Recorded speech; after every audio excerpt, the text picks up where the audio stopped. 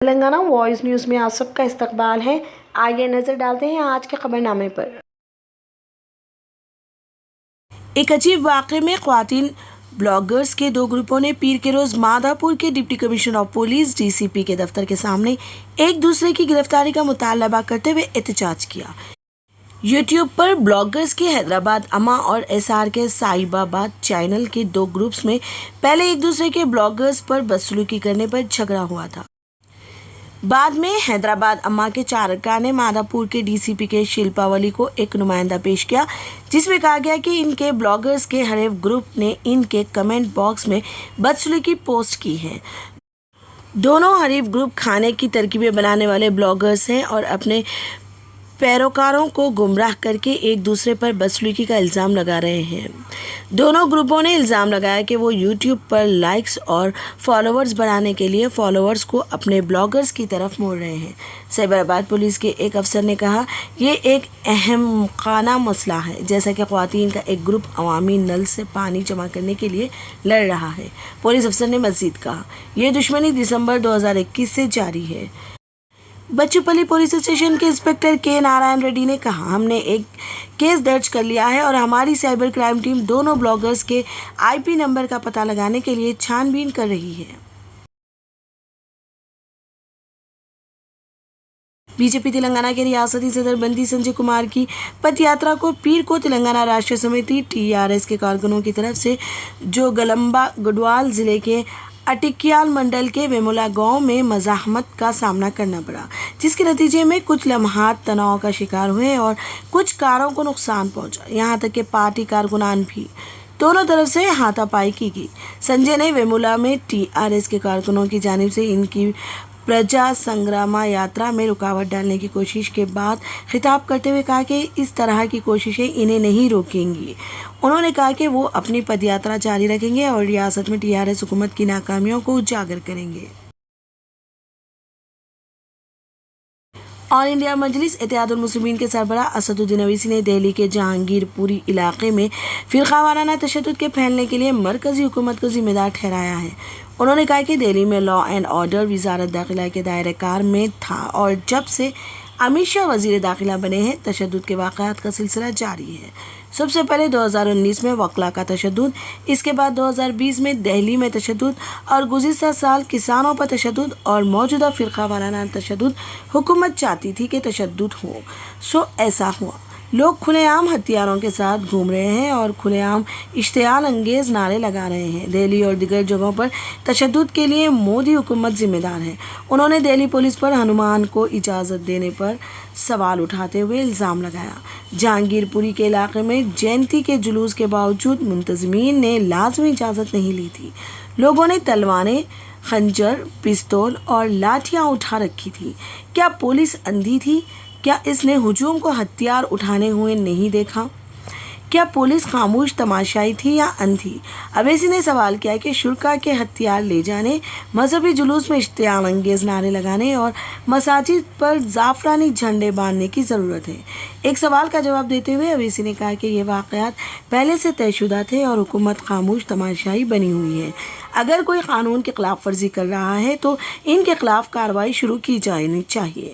دہلی حکومت اور B J پی حکومت ایک طرفہ تحقیقات کر رہی ہے اور صرف مسلم کمیونٹی کے لوگوں کو ہی مورد الزام ٹھہرایا جاتا ہے اور گرفتار کیا جاتا ہے۔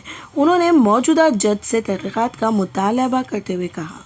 انہوں نے کہا، جہاں بھی تشدد کی اطلاع ملی، یہ ریاستی حکومت کی ذمہ داری ہے۔ اگر عدالتی انکوائری کا حکم دیا جاتا ہے یا تحقیقات کے لیے انکوائری کمیشن تشکیل دیا جاتا ہے تو سچائی سامنے آ جائے گی۔ انہوں نے مزید کہا کہ کئی انکوائری کمیشنوں نے نشاندہی کی ہے کہ اگر کوئی ریاستی حکومت فساد چاہتی ہے، ہو جائے گا، ورنہ نہیں ہوگا۔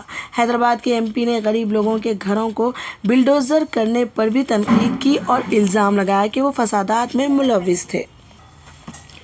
عدالتوں کو فیصلہ سنانے کی اجازت دیں، وزیر اعلیٰ ایسا نہیں کر سکتے۔ اقتدار ابدی نہیں ہے۔ آج آپ اقتدار میں ہوں گے، کل آپ اقتدار میں نہیں ہوں گے۔ کیا وزیر اعلیٰ جج بن گئے ہیں؟ اجتماعی سزا دینا غیر قانونی ہے۔ انہوں نے یہ بھی پوچھا کہ کیا آئین مکانات کو گرانے کی اجازت دیتا ہے؟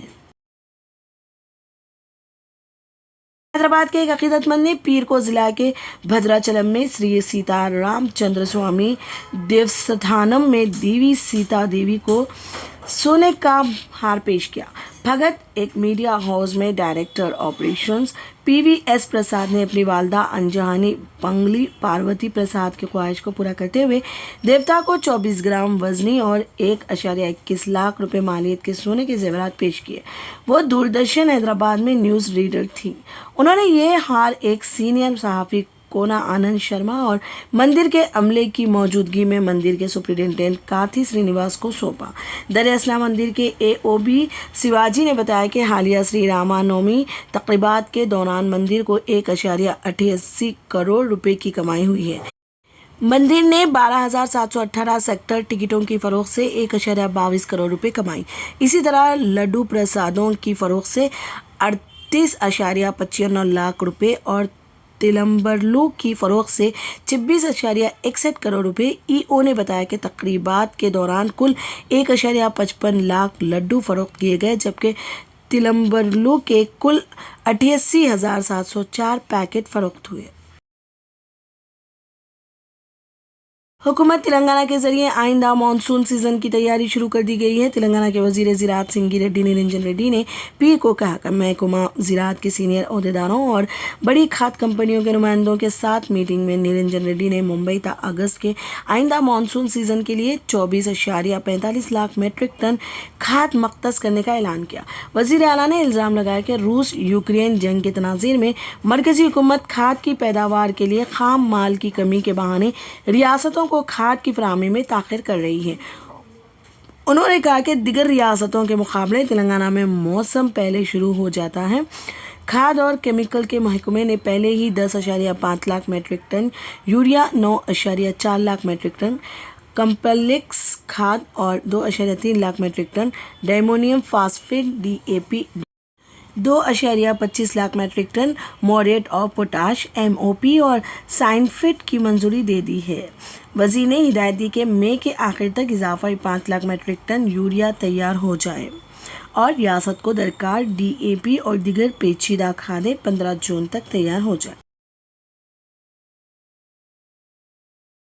فی الحال کے لیے خبرنامہ اتنا ہی۔ دیکھنے کے لیے آپ کا بہت بہت شکریہ۔